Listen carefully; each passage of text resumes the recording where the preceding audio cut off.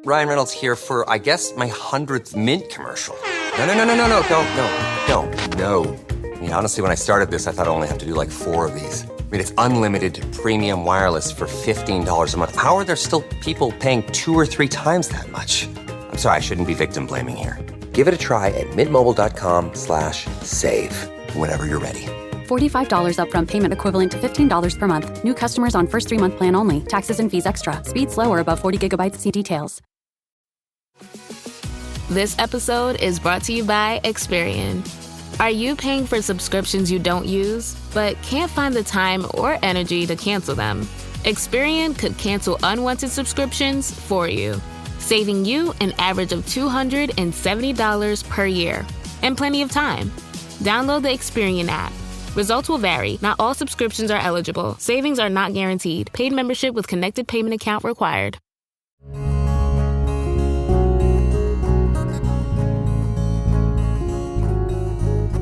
Welcome to the Casting Across Fly Fishing Podcast. I'm Matthew of castingacross.com, where I explore the quarry and culture of fly fishing. 90 episodes. Thanks for being here. And thanks for being here today and for all the previous times you've been here. It's been a lot of fun to put together 90 of these short little podcasts that hopefully have found a way into your subscription list and also have found their way into a niche in the fly fishing podcast world. I've enjoyed it. It's fun to sit down with some notes, some of my writing, the microphone, and to talk briefly. Again, as I've said from the beginning, the purpose of the Casting Across Fly Fishing Podcast is to augment and serve as kind of a companion piece to the writing on castingacross.com. But I've really found that they are very different. They kind of live symbiotically with each other. They serve different purposes. Sometimes I'll write something and it'll turn into a podcast. Sometimes I'll say something, an offhanded comment. I usually don't use a whole lot of notes, and so sometimes things just pop into my mind and I'll say them on the podcast, and I think, you know what, that'd be a really cool thing to explore more fully, but since I just talked about it, now I'm going to write about it. And a lot of those comments and thoughts come from listeners, and they come from readers. So thank you. I do appreciate every listen. Every one of those numbers, every one of those ticks that goes in a little graph showing who's downloading this or who's reading a article on castingacross.com, I appreciate it. Not because it mysteriously transforms into some sort of internet currency, but because I know that something that I've made, somebody is appreciating. And along those lines, before we get into the meat of today's podcast, I do want to say I appreciate all of the reviews and ratings on iTunes. That matters. I still don't know why it matters, but it matters in getting this in front of more people. So I do appreciate those. Keep them coming. All right, on to today's podcast. It is the 90th episode, and as I've done every 10 episodes, I want to interact with some listener and reader feedback. So the very first one that I wanted to talk about comes from Frank, and Frank asks a question on the website that I've never had asked before. This is a question that I've had asked to me in person. This is something I've had conversations with friends who fly fish about, but it's never been something that's popped up on the website. So a lot of my content has to do with small stream trout fishing because that's kind of what I'm most familiar with, and so that's what I write about. And a lot of what I've written about fly rods on small streams has gained traction. So people who research what small stream fly rod to buy and how to choose one, for whatever reason, the Google algorithms like what I've written about small stream fly rods. So those posts and pieces get a lot of traction. And Frank responded to one of them with this question or comment. Would like your thoughts on Euro rods. I have a 10-foot 3-weight and found that I don't like it for small streams. First, it's too difficult to cast in tight situations, and then when you can cast, it's difficult to cast well. And if that isn't enough, it's difficult to read those sider lines too. Excellent question, Frank. I think that is worth talking about. It's something that I haven't really mentioned. I kind of put my toes in that water when I was researching those long lightweight fly rods that I talked about and wrote about in the last few weeks, but it's a totally different critter. A Euro rod, if you're not aware, it's a rod specifically designed for tight line nymphing.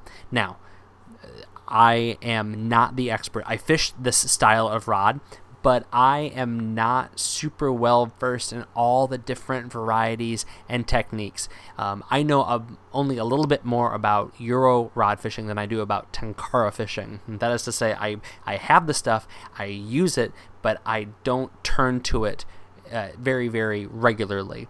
But I do enjoy fishing a 11-foot 3-weight on larger rivers that I know have a lot of good holding water in it, and I like just running a tight line nymph rig through some seams to really pull up a lot of fish. So this is a style of fishing that I'm familiar with, but I'm certainly not an expert in it. But I would agree with Frank. I don't like using a Euro rod or a tight line nymphing setup on a small stream. For the reasons that he said. But actually, I would say the first reason I don't like it is because you lack that versatility. I'm not going to use my 10-foot 3-weight Euro rod, my nymphing rod, to cast a dry fly. It's just not built for it. It is way too stiff in the butt. It is way too wobbly in the tip. It is not weighted right for casting, and it is really overkill for a delicate presentation with a small dry fly. They're just not built for it. It is, even though that 3-weight designation is there, it is not a true 3-weight when it comes to traditional casting. And so I would agree with Frank. It's not my cup of tea, because when I am wading or fishing from the bank on a small stream, I can't afford to carry 2 rods. It's very infrequent that I go to a large river with just a nymphing rod. I usually have 1 rod strapped to my hip. I use that Vitavu rod holster I've talked about, and I'll have that nymphing rod there on my hip, and I'll be casting my dry fly rod or my streamer rod. Or if I get in a situation where I'm out in the river and there's a nice seam that I really want to hammer and work methodically through, then I'll switch them out. I'll pull out that 10 or 11-foot 3-weight with a big fighting butt and the big old reel and the nice tight line nymphing setup, and I'll work through it. But to just have that, I'm not a huge fan, especially on rivers that are primarily riffle run pull sequences, where the riffles a lot of times are the least productive of the water on these small streams. Now, that's a broad brush statement, but I can't see the practicality of using a nymphing rod in a pool, and I really can't imagine using it on a very, very small run that's in between 2 small rocks. You can really do the same thing with a 9-foot 3-weight or even a 7.5-foot 3-weight that you can with that Euro nymphing rod, because of the topography a lot of these streams. You're not having to fish these runs from the bank or from 30 feet out. If there is moving water on a small stream, there's a good chance you can get up close to it and either fish it tight line using an 8-foot rod or make just a traditional nymphing cast. So I'm sure there's people that do it and they love it to great success, but I just think that there's much more effective ways to fish a small stream. And then as far as your comment about ciders, I think that cider lines really, that is a learning curve, and you have to do it well. If you have slack in there, then it's not going to be something you can read effectively or efficiently. If your nymph rig is too light, then it's not going to do a good job. But ultimately, I think a lot of that is just repetition and getting used to it and training your eyes and your hand and kind of getting that spatial awareness of what's in front of you. And I think for some people that happens quickly, it's very intuitive, and for others it takes a little bit more time. So I would say, Frank, keep at it with getting that cider figured out, mess around with lengths and weights and things like that to get it dialed in, because when you are on that bigger open water, it can be an incredibly effective way to fish. Next comment is from John. John sent me an email, and it reads as follows. I came across your site, and you have some really great content for sure. I want to take the liberty with you and ask a question. Hope you don't mind. I read an article about taking your boys fishing on Rockfish River. You mentioned that it has a lot of smallmouth bass. Also, you primarily target trout with a fly rod. I'm no good at that. What I'm looking for is a river that you can do some wading for smallmouth with light spinning. I'll be 71 in September, so I'm looking for a little bit of the easy walking stuff. I'll be reading more of your articles, even though I'm not a fly fisherman. Years ago, in my youth, I did love just plain old fly fishing for bluegill. Have a great day and be safe. Well, thank you, John, and I do appreciate you reaching out, even though the bulk of my content is fly fishing related. But as I've written about and as I've talked about, I see nothing wrong with using a spinning rod, and really there's some situations where I think it's advantageous. I also appreciate your desire to find a place to walk and or wade that is a little bit more accommodating. As I'm still recovering from my ankle injury, there's some places that I wish I could fish. I just can't fish right now.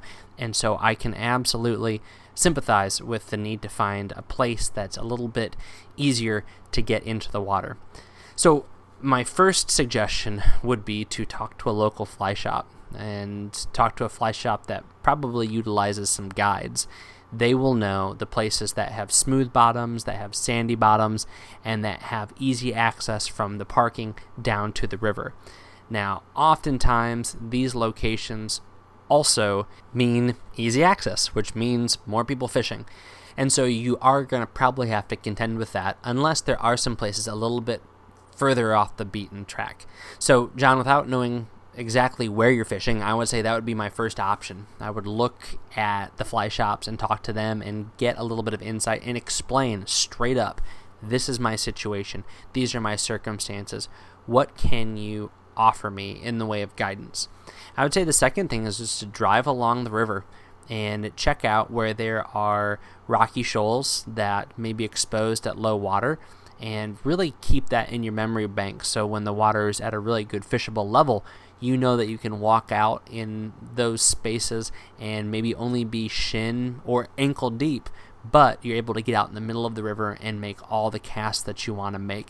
There's a lot of value in keeping kind of a mental diary of what rivers look like when they're low.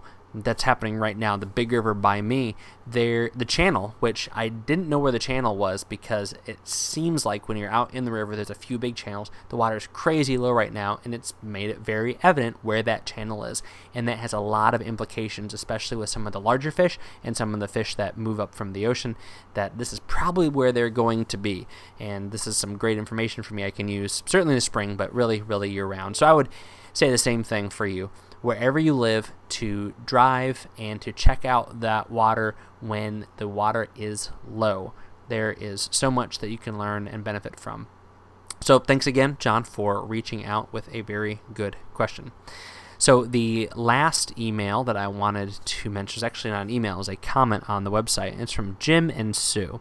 And something kind of cool happened. So a few months ago, Ed Shank, South Central Pennsylvania angler, passed away. He was an author, and he was an educator and a fly tyer, and if you've fished the Shank's minnow, a little puffy white thing, kind of like a woolly bugger without hackle, that's very much an overgeneralization, or a Shank's hopper, or Shank's cricket, or Letort cricket, goes by the same, different names, then you've fished a fly that Ed Shank designed. So he passed away, and I wrote a short little piece because I had fished alongside him and had many conversations with him, and the water that he fished is water that I fished.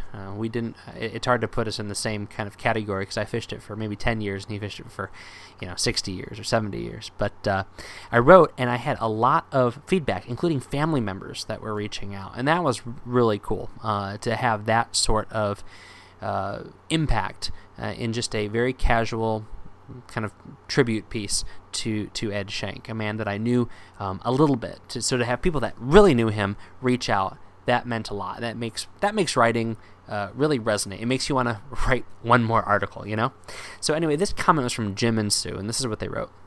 I just learned today that Ed had passed. Sue and I are heartbroken. We intended to call him on Father's Day. Little did we know that he had moved on before then. Our subsequent calls never connected. I can't regale people with stories of our fishing trips and exploits. Our relationship wasn't like that. We met Ed at the Allenbury fly fishing schools put on by him, Joe Humphreys, and Norm Shires. Those were wonderful times. We became friends from then on. Ed was a teacher, an innovator, a creative fly tyer and rod builder. He had a tremendous grasp of the natural world. Joe Humphrey said of him, "Some guys talk a good game. Ed is the game." To Sue and me, he was our friend. Goodbye, Ed. We love you and miss you. So again, that's from Jim and Sue. That's a really cool memories, and it just shows you, I mean, those are names that if you know just the slightest bit about fly fishing history, Joe Humphreys, Norm Shires, those are names that transcend South Central Pennsylvania, and those are names that had a great impact on Pennsylvania fly fishing, East Coast fly fishing, and fly fishing in general. It's really cool to trace the lineage of concepts, of products, of conservation back through the decades, and a lot of those lines find their way back to South Central Pennsylvania and names like I just mentioned, including Ed Schenk. So there you have it, 3 pieces of feedback. Like I said last week, I get lots of feedback, and I kind of have to wade through them. I respond to everybody, and that's not a source of pride. It's just, like I've said before, if you've taken a few minutes to reach out to me, is the least I can do to get back to you. So if you have any questions, comments, and of course, accusations about fly fishing or anything else that might be seeping to the surface of my fly fishing writing, feel free to reach out. Matthew at castingacross.com. You can always leave a response to any of the posts on the website down in the comments section, or you can get a hold of me on Facebook or Twitter or Instagram, and I'm happy to see what you have to say. So this week on castingacross.com, 2 articles. The first one is called "You Can't Catch Fish Unless Your Fly is in the Water." Now, to be fair, you can catch fish if your fly is not in the water. Somebody corrected me on that, and I had it happen very recently, and I had a bluegill jump out of the water as I was untangling some line, and it took the hopper, and I had to deal with a tangle that was getting tightened by a very unhappy bluegill at the end of my fly rod. So you can catch fish if your fly is not in the water. It's just not your best angling approach, if we're going to be fair. Actually, the article brought up a little Twitter back and forth with the guys from Taylor Trash Fly Fishing because they mentioned the unattended dangler. So I guess you could probably put that bluegill story I mentioned in that category. But I had an unattended fly rod that I was in a boat, and the boat was stationary. It was anchored up and fishing, and all of a sudden, as I was dealing with another rod, this thing was gone. I mean, it shot out of the boat, and it was gone. That was it. I don't know what kind of fish it was. I don't know how big that fish was. All I know was that that was not my fly rod. It was my buddy's fly rod, and he actually borrowed it from somebody. So it was a fly rod like twice removed, but it is at the bottom of the sea, and hopefully that fish got free because this was quite a few years ago. But anyway, the whole point of that article, "You can't catch fish unless your fly is in the water," is to remind us that we need to take breaks. Because oftentimes when I've had a guide say this to me, or when I've been thinking that, you know what, I need to get the fly back in the water myself, or when I'm telling somebody that I'm taking fishing, whether it's my kids or somebody I'm teaching, the reason why the fly is not in the water is because we're tired, or because we're zoning out, or something like that. So this article is, in a lot of ways, an encouragement to take deliberate breaks. You fish better if you are fishing more deliberately. It's better to have 10 good casts than 11 okay casts, and you extrapolate that over the course of an entire day. It is much better to just take a few minutes to pause, stop, don't half fish, half rest, but just take a break. Does that sound silly? It might sound silly, but you might need to integrate that into your fishing. So this article talks a little bit about that. And then the next article was called "Panfish, Sparring Partners for Your Dry Fly Game." I love fishing for panfish. Bluegill, pumpkin seed, sunfish, rock bass, you name it. They're all manner of fun, and this time of year, they are ready to roll. They are smacking stuff off the surface, and the big ones are even up for that and playing ball. So there's a lot of enjoyment that comes from simply fly fishing for panfish. However, you can leverage their eagerness into some great on-the-water training for trout fishing situations which might involve a little bit of training and skill and building up some muscle memory and figuring out how you and your rod and your line and your reel all kind of work together. It's better to figure that out on your local bluegill pond than when you're in the front of a drift boat and you have to make a cast at a hook set at 60 feet. So that's what this article is about. It's talking about some techniques that you can use to refine your dry fly fishing with bluegill, either for the joy of catching bluegill, but maybe with a mind and some eyes set towards trout fishing opportunities that do require a little bit more intermediate to advanced skill. So I talked through a little exercise that you can do with bluegill or sunfish or pumpkin seed or whatever in panfish sparring partners for your dry fly game. This week's recommendation comes again from the good people at Whiskey Leatherworks. I talked about Whiskey Leatherworks a couple of weeks ago. I did a short piece on them, talking a little bit about their company, why they do what they do, how they do what they do. And they are out in Montana, and they're doing everything from scratch. And now they have flip-flops, but they're not just flip-flops. They're called fish flops. Fish flops. All right, maybe you're not a flip-flop wearer, but there's a good chance that you are. I have a pair of flip-flops that's lasted me, oh goodness, at least 10 years. And I've had a couple that have died very, very quickly. I would say that the fish flops from Whiskey Leatherworks are going to last you for a long time, which justifies their $125 price tag. You might say, what? $125 pair of flip-flops? Well, first of all, maybe you haven't been out shopping for premium sandals recently, because they do get up to those costs. But these are American-made flip-flops that utilize bison leather uppers and really high-quality rubber bottoms. And they also feature, of course, they're called fish flops, a great fish print. They come in brook trout, brown trout, rainbow trout, cutthroat trout, redfish, and tarpon. So buy all of them, with the exception of the brown trout. Make sure you save some in the extra large for me, because I think I want those. But they're really cool. They're very distinctive. They use a really high quality leather in the strap. So again, these are premium flip-flops, but they're very distinctive. They are what you can get that angler that has everything. These are small batch made. Go to the website. Check them out. WhiskeyLeatherworks.com. Their splash screen features the fish flops, and you can go and learn more about them. And another cool thing about these is that they have, get this, 5-year warranty policy.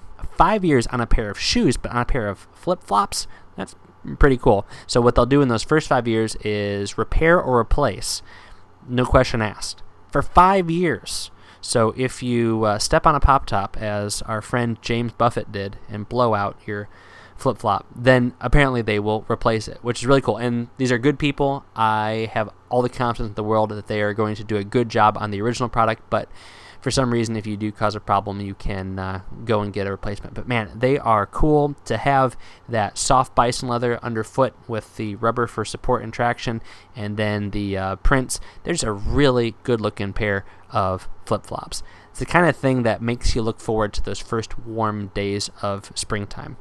So anyway, I will stop gushing about the fish flops from Whiskey Leatherworks, and you should just go check them out and see for yourself. Thanks for listening to the Casting Across Fly Fishing Podcast. Please subscribe in your favorite podcast app and rate the podcast in iTunes. Then head over to castingacross.com, where you'll find more info on this podcast and 3 posts a week on the people, places, and things that go into the pursuit of fish.